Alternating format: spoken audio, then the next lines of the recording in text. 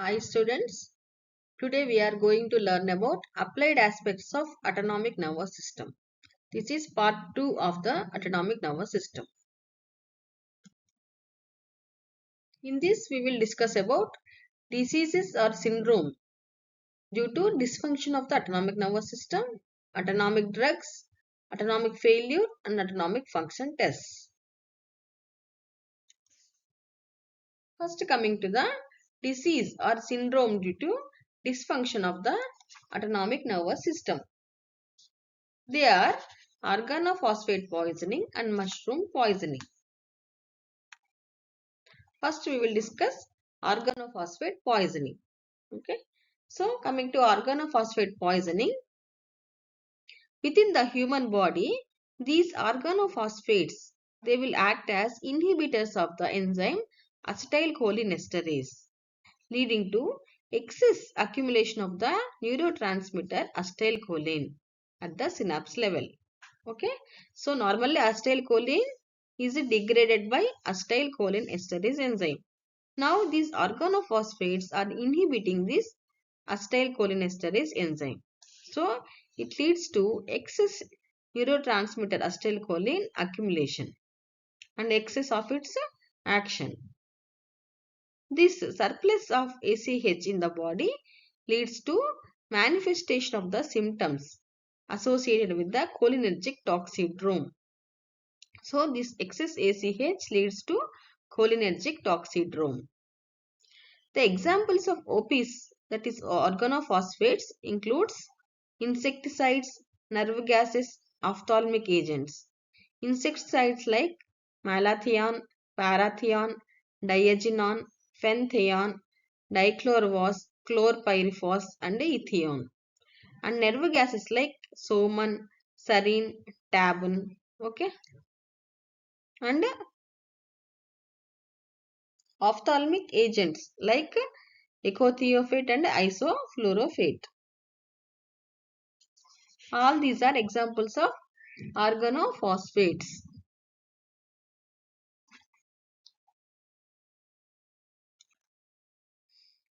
Now, what are the signs and symptoms of the OP poisoning? Okay, it will affect almost each and every system. So, cardiovascularly, it will show bradycardia and hypotension. And in respiratory, there is rhinorrhea, bronchorrhea, bronchospasm and cough. In GIT, it will cause nausea, vomiting, increased salivation and abdominal cramps and diarrhea and fecal incontinence. In genitourinary system, it leads to urinary incontinence.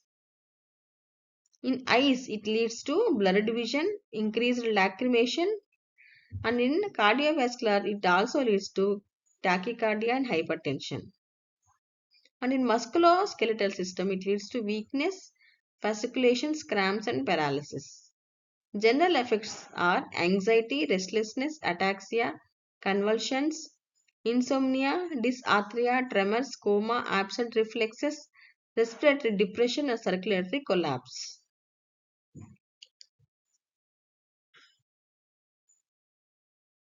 So if they are leading to tachycardia and arrhythmias, it leads to cardiac failure. Okay. So the main symptoms are GIT symptoms, okay, which are excessive salivation, vomiting, nausea, gastric erosions and hematemesis. In the respiratory system, the main important ones are bronchial constriction, pulmonary hemorrhage, pulmonary edema and ultimately leads to respiratory failure. And in the CVS, it leads to tachycardia and arrhythmias leading to cardiac failure. In the renal system, acute oliguria may take place. And in the CNS signs are cognitive disturbances, convulsions, seizures and may go into coma also. So what is we have seen the examples of the OP poisoning and the mechanism. What is the mechanism? They will bind the acetylcholinesterase enzyme. Okay. and more availability of acetylcholine will act on the receptors and leads to all these signs and symptoms.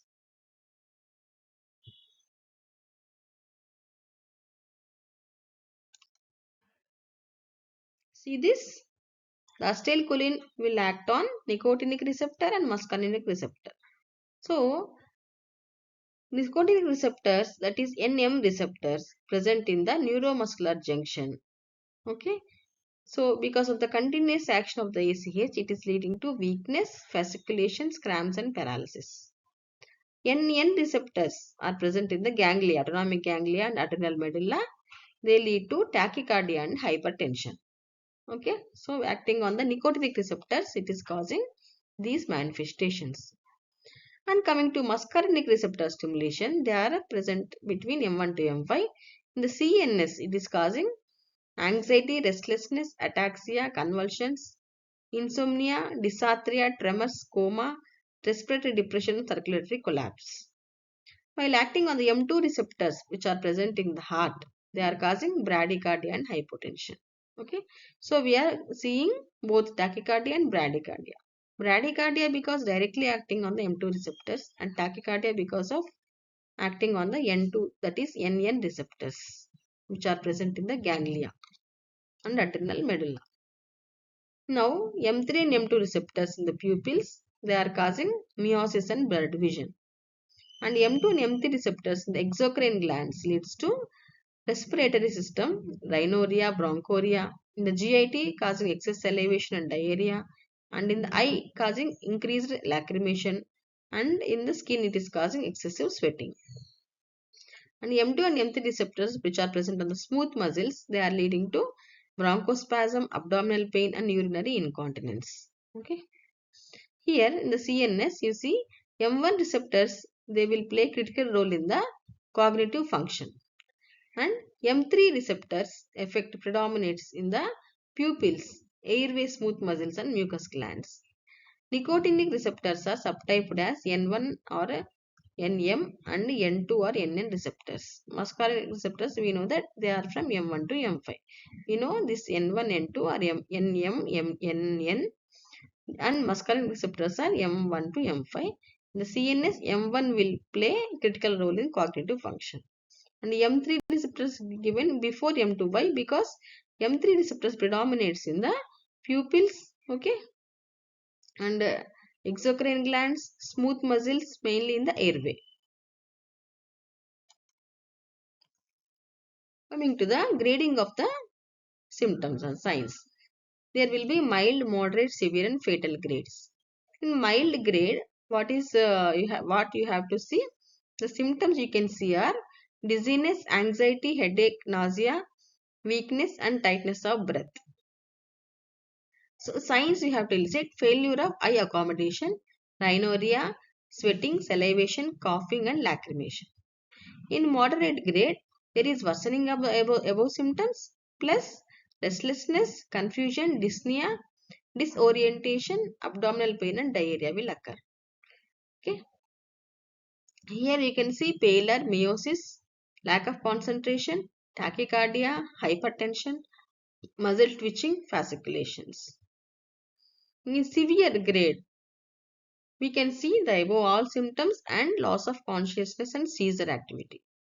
Whether the signs it is coming to convulsions, respiratory failure, pulmonary edema, flaccid paralysis, involuntary micturition and involuntary defecation, cyanosis and deep coma. In fatal condition, we can see all the above symptoms plus respiratory and cardiac arrest. Whether the signs includes coma, convulsions, meiosis, hypersecretions and apnea within a few minutes after exposure. Now, this is the algorithmic management of the OP poisoning. So general measures, we have to take general measures and specific measures. The general measures include ABC, that is airway, breathing and circulation. Remove the patient from the site of exposure and wash with the skin with the soap and water. If it is ingested, we have to do gastric lavage plus oral activated charcoal at 1 to 2 grams per kg. Now coming to specific measures, the main antidote is atropine. The initial dose is 1.8 to 3 milligrams IV. We have to give this dose, loading dose, then we have to wait for 5 minutes. After 5 minutes, see for signs of atropinization. What is this atropinization? We will come later. So if signs of atropinization are present, then we have to give maintenance dose. What is the maintenance dose here? 10 to 20% of the total initial loading dose.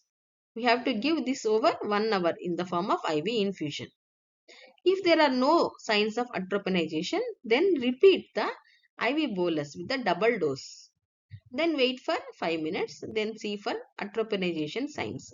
If yes, then continue for maintenance dose, that is 10 to 20% of the total initial dose. If there are no signs of atropinization, repeat the IV bolus with the double dose. Okay.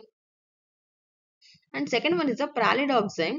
It can be given as a cholinesterase activator. Okay. This is a cholinesterase activator. So that the enzyme will become activated. The initial dose is 30 mg per kg over 20 minutes. And the maintenance dose is 9 mg per kg per hour. So atropine and pralidoxime we have to give.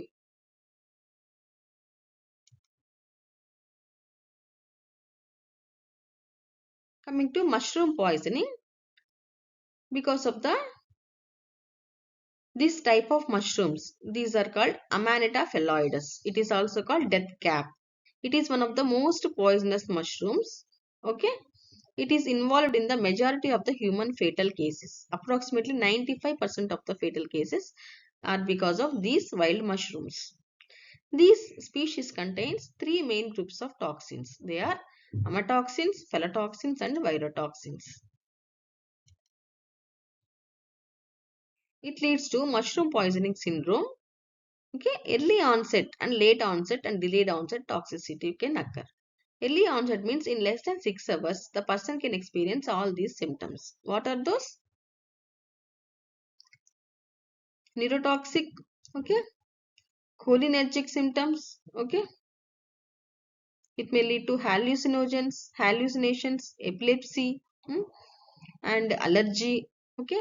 And it may lead to some GIT symptoms and miscellaneous symptoms. And after the 6 hours, between 6 to 24 hours, it leads to hepatotoxicity and nephrotoxicity. And it may lead to erythromelalgia. Delayed onset toxicity, that is after 1 day, it leads to nephrotoxicity, neurotoxicity, and rhabdomyolytic. This mushroom poisoning syndrome we have discussed in just now only. Acute gastroenteritis without liver failure, that is within 6 hours. Okay. You have to give supportive care, that is IV fluid repletion. Mortality is rare. Now coming to the hallucinogenic.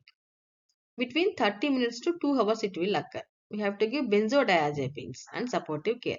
Mortality is also rare here. Then coming to the next symptom, CNS excitation and depression. The person may go into stupor, coma, delirium, hallucinations, okay, seizures. It may occur within 30 minutes to 2 hours. We have to give benzodiazepines and supportive care. Mortality is rare. Okay. Cholinergic excess. It may lead to cholinergic excess. Leads to vomiting, diarrhea, bradycardia, bronchoria, bronchospasm. And we have to give atropine, glycopyrrolate and supportive care. Mortality is also rare here. Next, it may lead to disulfiram-like reaction. Means flushing, headache, tachycardia, chest pain and anxiety. We have to give some supportive care. Mortality is rare. And GIT and delayed onset renal failure. Okay, GIT symptoms with a delayed onset renal failure. We have to give supportive care for a renal insufficiency and we have to do hemodialysis. Mortality is also rare here. Then delayed liver toxicity and delayed gastroenteritis. We have to give multiple dose activated charcoal, biliary drainage, and we may need to give N-acetylcysteine, penicillin G and supportive care, IV fluid resuscitation, and he may need liver transplant. Here the mortality is 2 to 30%. Then coming to seizures and delayed gastroenteritis and liver toxicity. Here the mortality is 0 to 10%. For seizures, he need benzodiazepines and pyridoxine, and supportive care in the form of IV fluid resuscitation may also be needed. Now coming to delayed renal failure. Supportive care, hemodialysis and renal transplant may be required. Delayed rhabdomyolysis. Supportive care, IV fluid depletion, and you have to correct hyperkalemia here. Okay, potassium. Hyperkalemia. And hemodialysis may be required. Here the mortality is up to 25%. Erythromelalgia, that is burning extremity pain with erythema and edema, severe pain. Supportive care, that is pain management, we have to give. Mortality is rare. And delayed encephalopathy may be present. Okay. So patients with renal failure, mortality is 27%. Normal healthy patients,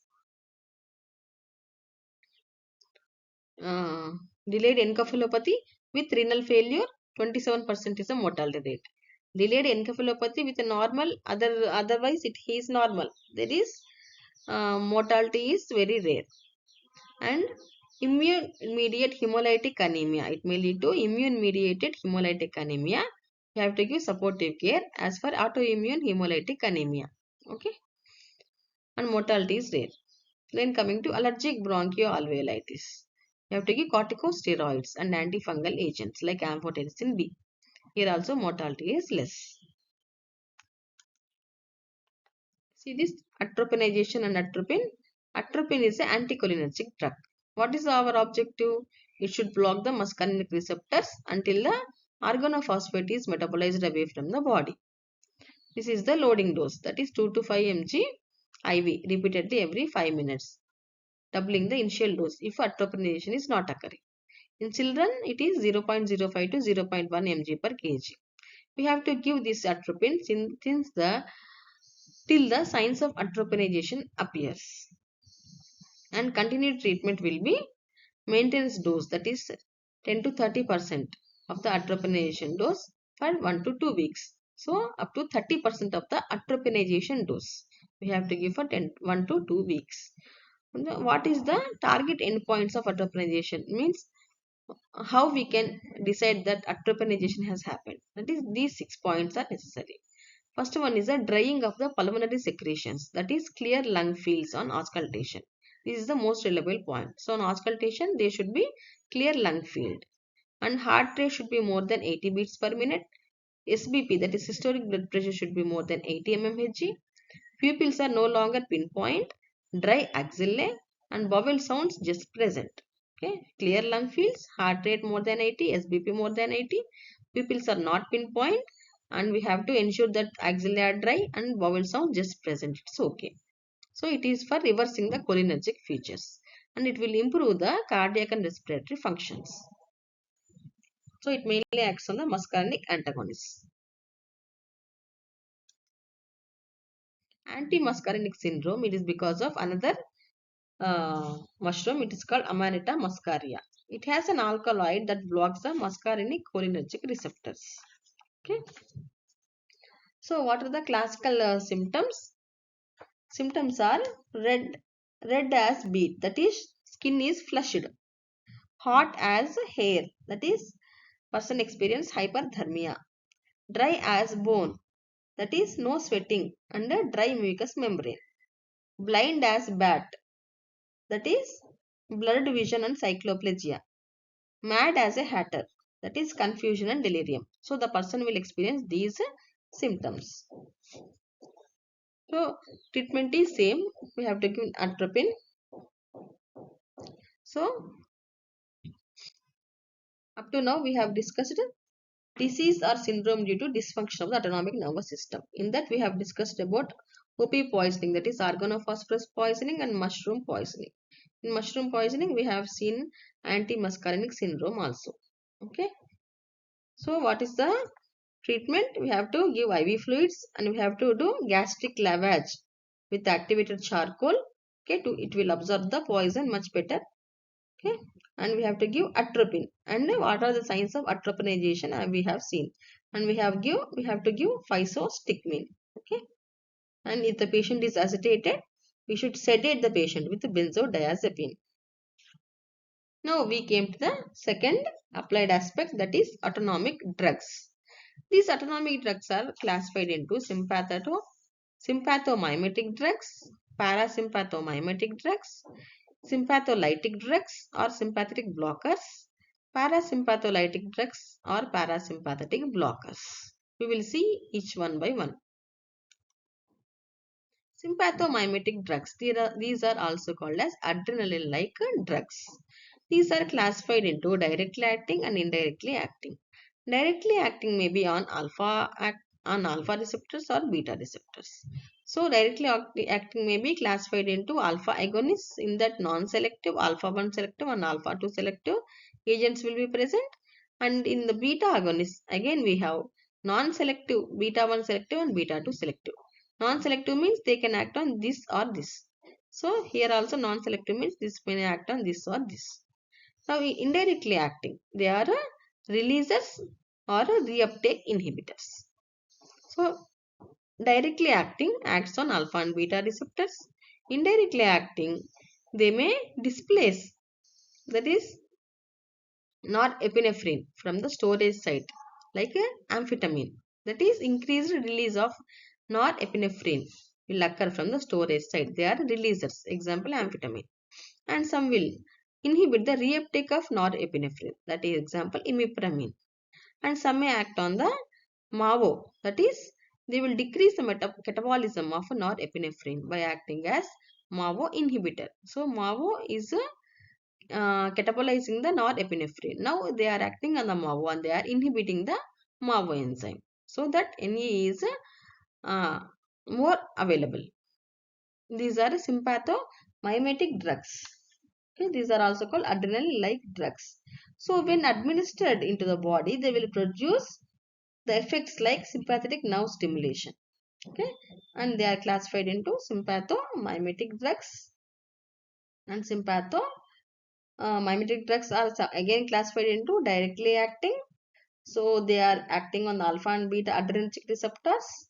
Okay, examples are adrenaline, okay, noradrenaline, phenylephrine, isoproterenol, and albuterol. Indirectly acting, they are these things. Now coming to sympatholytic drugs or sympathetic blockers. What they will do? They will prevent the synthesis and storage of norepinephrine, example reserpine. Or they may prevent the norepinephrine release, example guanethidine.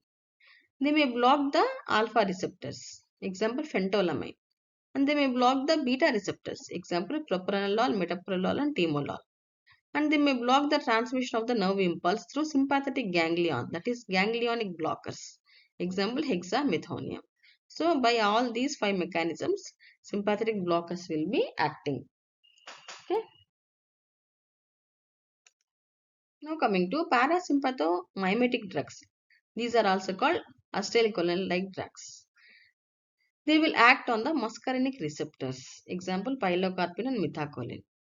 They may act by prolonging the action of acetylcholine by inhibiting the activity of acetylcholinesterase, example neostigmine and physostigmine. Now coming to parasympathetic blockers, they will block the muscarinic receptors, example atropine, scopolamine, cyclopentalate and tropicamide. We have discussed in detail about atropine here. Now coming to the third applied aspect, that is autonomic failure. Okay. This autonomic failure is of two types. Primary autonomic failure means unexplained thing. Okay.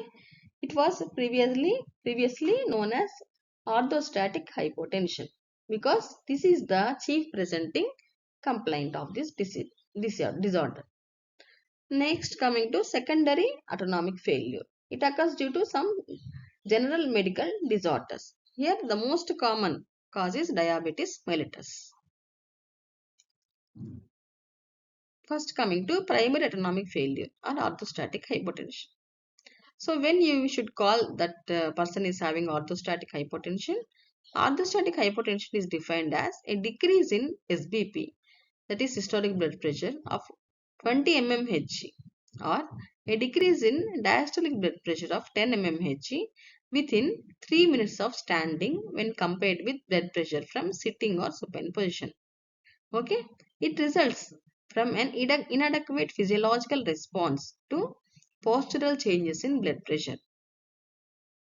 What are the causes? Causes include dehydration or blood loss, and the disorders of neurologic system, cardiovascular system or endocrine system, and several classes of medications can also lead this. This can be tested by head-up tilt table testing. This can aid in confirming a diagnosis of suspected orthostatic hypotension when standard orthostatic vital signs are non-diagnostic. In some patients, we are not able to tell whether he is having orthostatic hypotension or not. So, with this type of testing, we can diagnose that patient. What is the pathophysiology of this?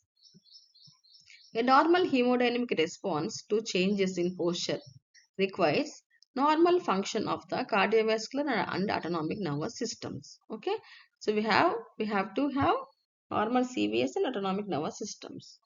Standing results in blood pooling of approximately 500 to 1000 ml in the lower extremities and in the splanchnic circulation. This will initiate an increasing sympathetic outflow. This increased sympathetic outflow increases the PVR, that is peripheral vascular resistance, and increases the venous return and increases the cardiac output, thereby limiting the decrease in blood pressure. These compensatory mechanisms will result in a decrease in SBP of 5 to 10 mmHg, an increase in the DBP of 5 to 10 mmHg, and an increase in the pulse rate of 10 to 25 beats per minute. This is normal. However, in the orthostatic hypotension case, it may result if there is inadequate intravascular volume or a autonomic system dysfunction or a decreased venous return or inability to increase the cardiac output in response to postural changes. So there is decreased cerebral perfusion, that is there is decreased blood flow to the brain and produces neurologic symptoms of orthostatic hypotension. So in the orthostatic hypotension, there is a fall in the SBP more than 20 mmHg and fall in the DBP more than 10 mmHg.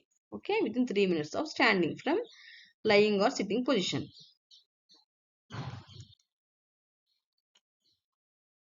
These are the indications and procedures for head-up tilt table testing. When you have to do this test,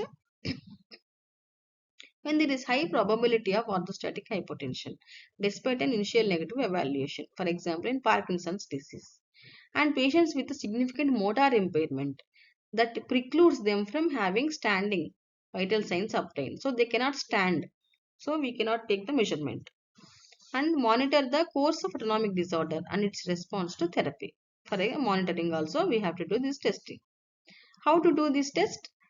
This test will be performed in a quiet room with a temperature of 20 to 24 degrees Celsius. The patient should rest while supine for 5 minutes. Okay. Then heart rate and BP will be measured. Then the table should be slowly elevated up to an angle of 60 to 80 degrees for 3 minutes. Okay. Then again heart rate and blood pressure will be measured. The test is considered positive if SBP falls 20 mmHg below baseline or if DBP falls below 10 mmHg below the baseline, and or if symptoms occur during testing, the patient should be returned to the supine position immediately. Okay, if you observe any symptoms he is saying, then he should be returned to the supine position immediately. What are the symptoms of orthostatic hypotension? There may be cardiovascular symptoms like chest pain and palpitations, and cerebral symptoms like cognitive slowing, lightheadedness, syncope and pre-syncope vertigo, and nausea, pallor, weakness can be happen. And pulmonary symptoms are dyspnea, okay, because of hypoperfusion of apices of the lungs, fatigue, platypnea, that is ventilation perfusion mismatch with the upright positioning. Under retina, in the eye, you can observe blurry vision, remote vision, and upper body muscles They will pain, neck and shoulder pain. Okay, it's called coat hanger syndrome. What are the main causes of orthostatic hypotension? It may be because of hypovolemic causes like burn, sepsis, hemorrhage, dialysis, excessive sweating, okay, and hyperglycemia and diabetes insipidus, Addison's disease, etc. Drugs may lead to this. What are the drugs? Alpha blockers, diuretics, beta blockers, okay, tricyclic antidepressants, etc. Autonomic, like Shy-Drager syndrome, hmm? Wernicke's aphasia, encephalopathy, okay, multiple cerebral infarct, multiple sclerosis may lead to this condition.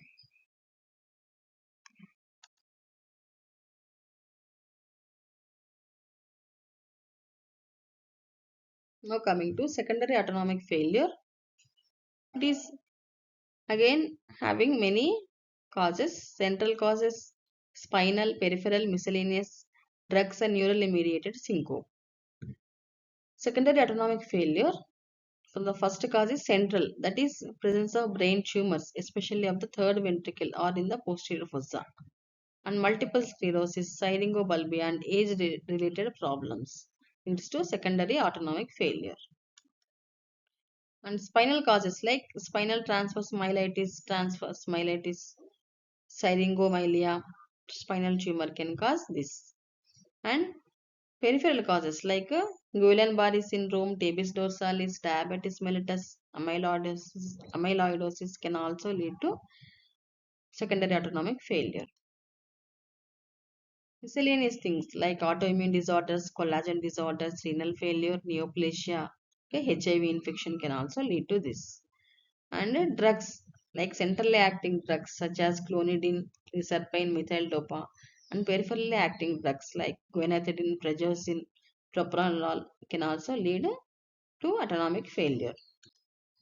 And neurally mediated syncope like vasovagal syncope, carotid sinus hypersensitivity, micturition syncope, all this leads to secondary autonomic failure. Now coming to the fourth applied aspect of the autonomic nervous system. This is the last one, that is autonomic function tests. These tests are broadly divided into non-invasive and invasive tests. We are doing only non-invasive tests because invasive test needs a invasion. What are the non-invasive tests? These will test all these functions. That is tests for cardiovascular autonomic function, tests of pseudomotor function, tests of pupillary function, tests of bladder function. And invasive tests are IV recording of postganglionic sympathetic activity and response of autonomic nervous system to infusion of pressor agents and estimation of plasma catecholamine levels. In this video, we are only discussing the non-invasive tests. So, in the non-invasive test, the first one is the test of cardiovascular autonomic function. We can detect the cardiovascular autonomic function by these 7 tests. What are those? Valsalva maneuver, heart rate variation during deep breathing, heart rate response to standing, heart rate variability, cold pressor test, blood pressure response to standing, blood pressure response to sustained hand grip. So see here, first coming to Valsalva maneuver. First the patient has to close the both nostrils, okay, and the patient is made to blow into a tube which is connected to PP apparatus, that is sphygmomanometer, and should blow and he should maintain the air pressure at 40 mmHg for 15 seconds. Then the ECG recording is done during the 15 seconds following the Valsalva maneuver. What is the normal response? Normal response consists of tachycardia during strain and bradycardia after release. We have to obtain Valsalva ratio. It is the ratio between longest RR interval and shortest RR interval. When longest RR interval will appear after the strain. When the shortest RR interval will appear during the strain. So this ratio is known as Valsalva ratio. Normal Valsalva ratio is more than 1.20. In autonomic neuropathy, the Valsalva ratio is less than 1.20. This is Valsalva maneuver. Next, coming to the second test. Heart rate variation during deep breathing. We have to record ECG of the patient, and patient is asked to inhale deeply for 5 seconds. Okay, followed by exhalation for the 5 seconds. Like this, he has to do alternately for 6 times. Then we have to obtain a ratio that is called E by I ratio. That is ratio between the longest RR interval during expiration and ratio and the uh, shortest RR interval during inspiration. Okay, in each inspiratory cycle. So 6 cycles are there, no? In each cycle we have to calculate. And the average is recorded. The normal ratio is more than 1.20.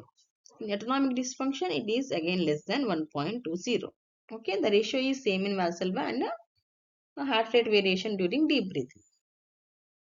Now coming to the third one. Heart rate response to standing. Normally what happens? Normally change of posture from supine to standing results in mild increase in heart rate. The change in heart rate is calculated by dividing the length of maximum RR interval by length of minimum RR interval. Okay.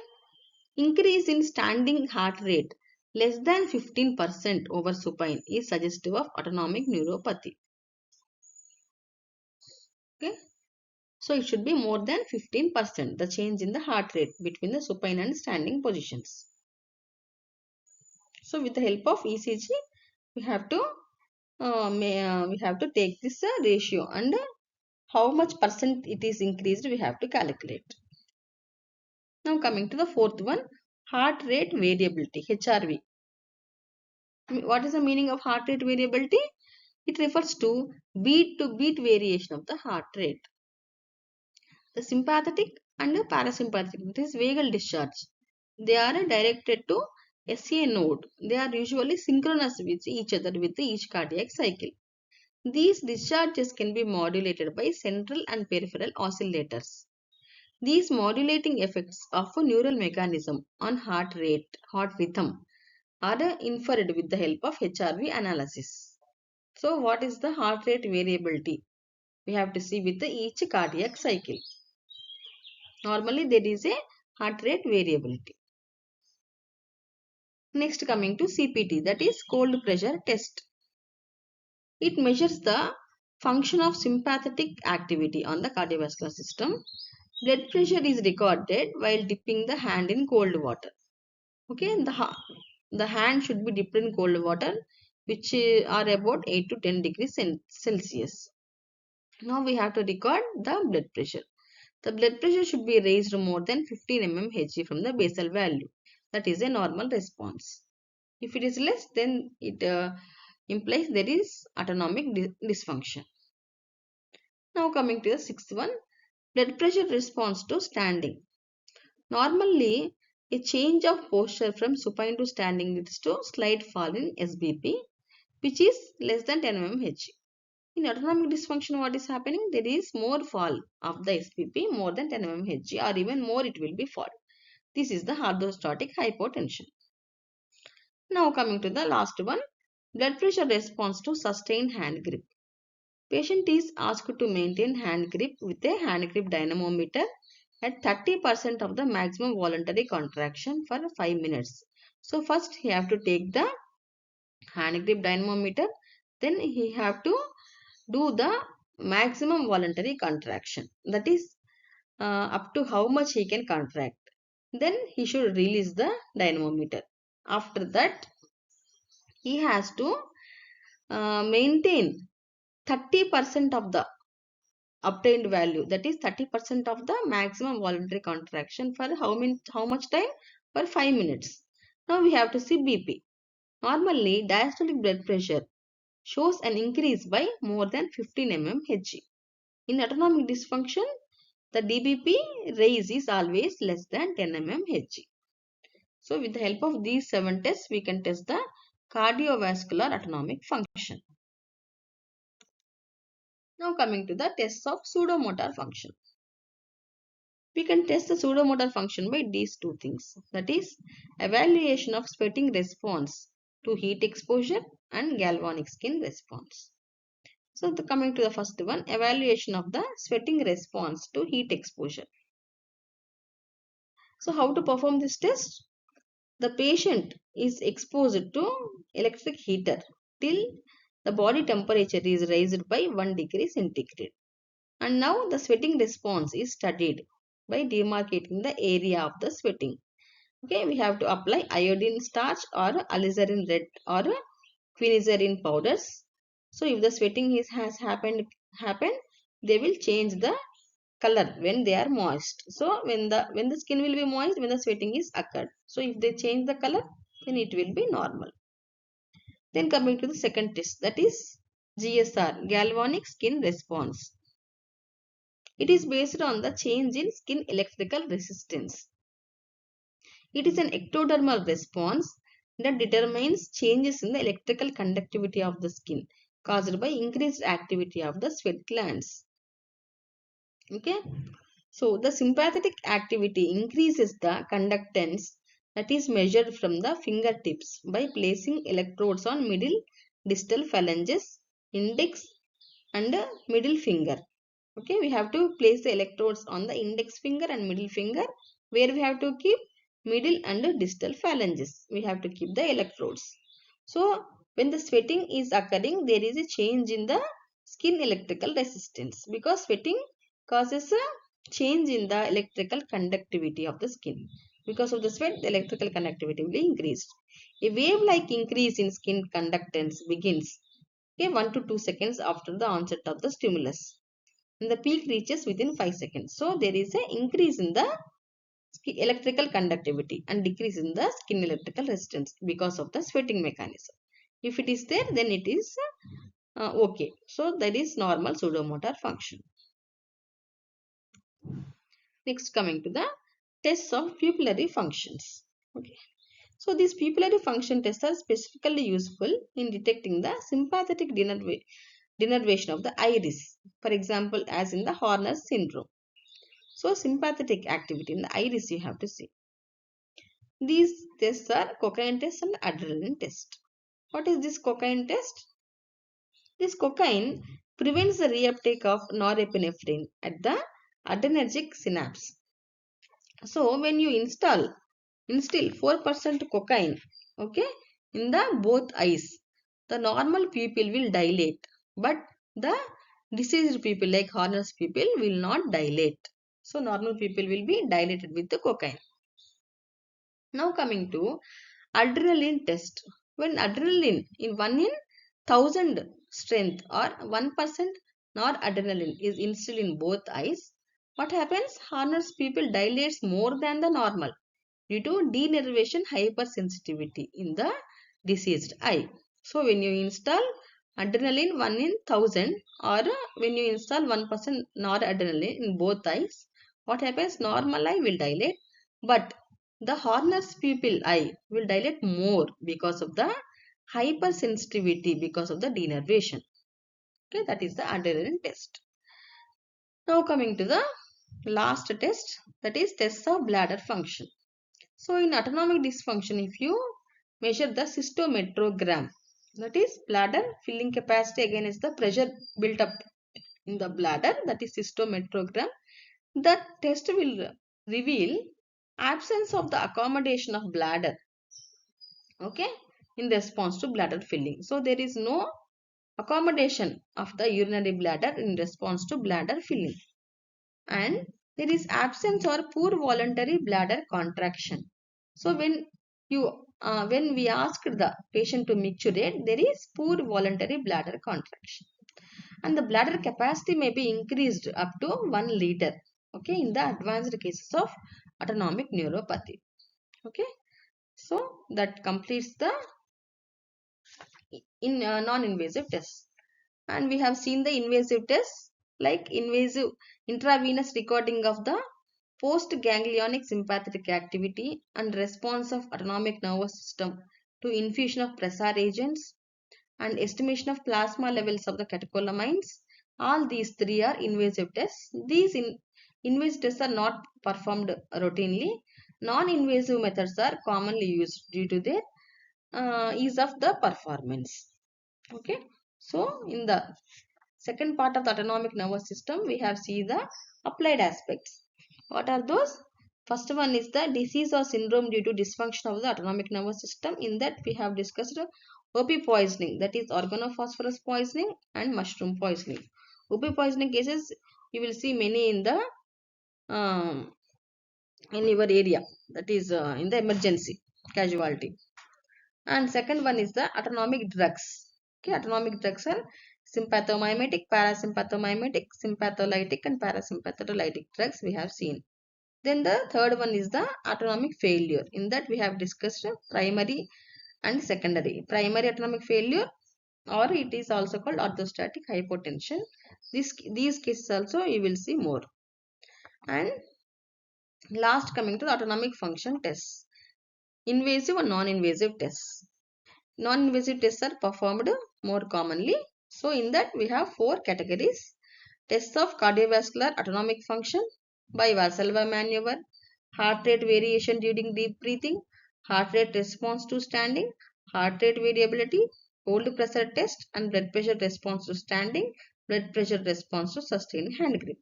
Then coming to the pseudomotor function test, that is evaluation of sweating response to heat exposure and galvanic skin response. Then third one is the pupillary function test by cocaine and adrenaline. And fourth one is the bladder function test by cystometrogram. And the invasive test we have already discussed. We have already seen but not discussed. We have discussed only non-invasive tests. Then the next video is about meninges, cerebrospinal fluid, that is CSF, and blood-brain barrier, that is BBB.